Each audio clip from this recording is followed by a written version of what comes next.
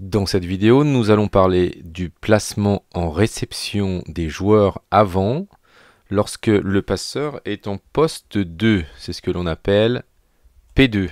Donc le passeur est ici. Ceci est une version simplifiée puisque nous n'avons que les avants. Il y aura bientôt une vidéo que vous pouvez retrouver aussi avec le placement des arrières en réception.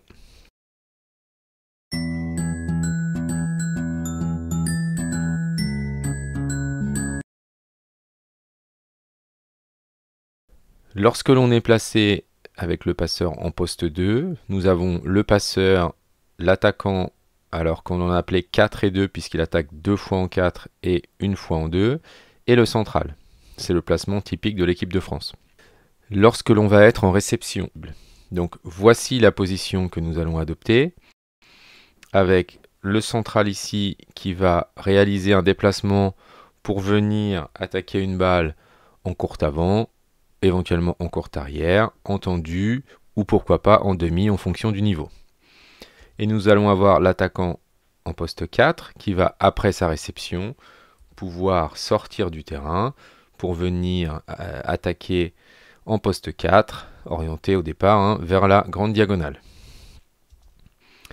Dès que le ballon va passer de notre côté, le central va commencer à se déplacer. Beaucoup de centraux prennent trop de temps pour se déplacer.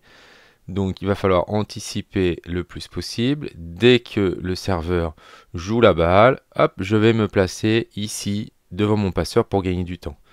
Puis dès que la balle va partir du réceptionneur, je vais pouvoir enchaîner pour venir dans le bon timing devant mon passeur.